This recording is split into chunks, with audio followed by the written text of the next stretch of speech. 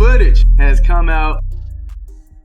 Ref not called. This is a foul, okay? This is a foul. WNBA referees has been having issues. WNBA referees, this is another year and another case of WNBA referees not making... So, lads, Caitlin Clark is out, injured right now. WNBA referees has been having issues with getting these calls right when it comes to Caitlin Clark and the field. One of the worst missed calls I think I've ever seen in basketball. In a controversy that continues to grip the WNBA and stir debate among fans, analysts, and athletes alike, new game footage has once again thrown Caitlin Clark into the center of a firestorm over officiating and league silence. The footage captures a moment that should have been routine, a clear foul, plain as day, committed against Clark as she attempted to move through a screen. The referee stood just feet away, eyes on the play, yet made no call. This scene, shocking on its own, becomes even more disturbing in context. It's not an isolated incident. In game after game this season, Clark has been the target of aggressive physical play, bear hugs, body checks, arm slaps, and shoves off the ball, all often ignored by referees whose silence is becoming deafening. The trend has prompted fans to question the integrity of officiating when it comes to the league's most visible and impactful rookie. At a time when Caitlin Clark is bringing historic attention to women's basketball, she's also being asked to absorb levels of contact that would prompt immediate whistles if directed at other players. For many, the question is no longer, is Caitlin Clark being targeted? It's, why is the league letting it happen? And what does it mean if they continue to do so? Across social media platforms, fans have taken justice into their own hands. On TikTok, X, YouTube, and even Instagram Reels, everyday viewers have become analysts, breaking down slow-motion clips that capture the stark contrast between how Clark is treated and how other WNBA players are officiated. They show her being shoved on screens with no call, while other players are rewarded with free throws for light hand checks. The inconsistencies are blatant. One clip shows Clark being held with two hands on a drive while the referee stands unmoved nearby. Another shows an opponent lightly bumped and immediately awarded free throws. These digital autopsies of WNBA games have created a running archive of officiating bias, calling into question the league's commitment to fairness. Fans aren't just voicing frustration, they're building a case. It's a grassroots effort to expose what's happening in plain sight. These posts generate millions of views, with thousands of comments echoing the same sentiment. How is this allowed to continue? It's no longer just basketball. It's a public trial being conducted game by game, clip by clip, and the verdict isn't looking good for the league. Stephanie White, head coach of the Indiana Fever, has added a crucial voice to this growing criticism. While many coaches might shy away from public criticism of officiating to avoid fines or blowback, White has been candid in her post-game remarks. She's voiced concerns about the physicality her players are subjected to, singling out Caitlin Clark as someone who takes more hits than most without drawing the same level of official protection. Her remarks didn't come in isolation. They followed game footage so damning it was impossible to ignore. When the league's own coaches are forced to step into the spotlight to demand fairness for their players, it becomes painfully clear that the problem isn't being addressed behind closed doors. White's statements carry weight not only because of her position, but because they reflect the sentiment within her team's locker room. Her players know the difference between a physical game and a reckless one, and they know when someone's being singled out. Her decision to speak up shows that frustration isn't just building among fans, it's boiling over within the league itself. Despite all of this, Caitlin Clark continues to deliver in ways that go far beyond her stat line. In the most recent game that stirred this controversy, she had a rough night statistically, 6 points, 8 turnovers, but that doesn't tell the full story. What matters more is how she responded. Clark recorded 9 assists, 3 steals, and played a pivotal role in orchestrating the Fever's offensive rhythm. Her presence on the court shifted defensive strategies, pulled double teams, and allowed teammates like Aaliyah Boston to dominate. Boston went off for a career-high 31 points, a performance fueled in part by the space and opportunities Clark created. Lexi Hull recorded her first career double-double, and the team as a whole played with a cohesion that was visibly elevated by Clark's direction. That's leadership, that's impact. Even when the box score doesn't sparkle, Clark's influence is undeniable. She makes the people around her better, she holds the floor together, and she does it all while absorbing contact that would send most players to the bench. This is what makes the lack of protection so egregious. It's not just about one player, it's about the foundation she's helping to build, and how fragile that becomes if the league doesn't step up to support her. The league's silence is growing louder with each game. WNBA Commissioner Kathy Engelbert has yet to address the mounting criticism or even acknowledge the situation. No press conference, no tweet, no public reassurance that officials are being held accountable or that reviews are being conducted. This kind of silence isn't neutral, it's damning. The league has profited immensely from Caitlin Clark's presence. She's brought in new fans, boosted ratings, increased ticket sales, and turned regular season games into must-watch events. And yet, when it comes to her safety, the league seems to vanish. This imbalance between what the league takes and what it gives is more than unfair. It's exploitative. Clark is not just a player, she is a phenomenon. And treating her like a disposable asset while reaping the benefits of her influence is not only morally questionable, it's terrible business. Silence in the face of injustice is complicity, and that's the perception the WNBA is fostering right now. The longer the league waits, the more it risks permanently damaging its relationship with fans, players, and sponsors. Let's talk numbers. They don't lie. Indiana Fever games, driven by Clark's involvement, are averaging viewership numbers the league hasn't seen in years. One game peaked at 2.2 million live viewers and averaged 1.7 million, making it the third most watched regular season WNBA game in history. ESPN reports a 14% jump in WNBA coverage. ABC viewership is up 76%. Every major increase in ratings and revenue ties back to Clark. These aren't outliers, they're trends. They point to a player whose influence is reshaping the entire media landscape for women's basketball. She's brought in sponsors, generated headlines, and introduced the WNBA to fans who had never watched before. She is the catalyst for a renaissance the league has long needed. And yet, for all this success, she continues to be subjected to inconsistent officiating and silence from the very institution that benefits most from her stardom. The disconnect is staggering. If this were the NBA, there'd be no hesitation in protecting a player of her magnitude. And that contrast speaks volumes about where the WNBA is and where it needs to go. The respect Clark has earned from players across the league is telling. Sophie Cunningham, known for her tenacity on the court, has been one of the few to step in and defend Clark directly during games. On the other side, Erica Wheeler, now playing for Seattle but formerly with the Fever, was seen checking on Clark after one particularly hard foul. These gestures aren't just sportsmanship, they're acknowledgement. They show that even opponents understand what's happening and they feel compelled to act where officials will not. That kind of respect, especially from competitors, is rare and powerful. It suggests that within the player community, there's a shared recognition of both Clark's value and her vulnerability. That this camaraderie has to fill in the gaps left by the league is a troubling sign. Protection shouldn't be left to chance or peer intervention. It should be a given built into the rules, enforced by officials, and upheld by league leadership. There's a deeper issue at play, and it goes beyond Clark's box score. It's about culture. Caitlin Clark is more than a rookie sensation. She's a cultural movement. She represents the future of women's sports and the opportunity to bring them into the mainstream in a way that is both competitive and commercially viable. But that movement is at risk if the league allows her to be battered night after night without consequence. The message this sends to other stars, to up-and-coming talent, and to young girls watching is clear. Even if you bring everything to the table, you might still be left to fend for yourself. That's not just disheartening, it's dangerous. If the WNBA wants to grow, it has to prove that it values and protects its stars. That's how leagues evolve. That's how legacies are built. What we're witnessing with Caitlin Clark is nothing short of historic. But history isn't just about numbers. It's about how people are treated in the process. Clark is delivering everything the WNBA could hope for: ratings, relevance, revenue. But at what cost? The league is at a crossroads. It can continue to profit from her without providing protection, or it can make a stand, enforce its rules, and set a precedent that says, we value our players not just for what they bring to the court, but for who they are as professionals, as people, and as the future of the sport. The choice should be easy. Blow the whistle. Enforce the rules. Protect the player who is changing the game. Because if the WNBA doesn't stand with Caitlin Clark now, it may lose the very force that's propelling it into a new era.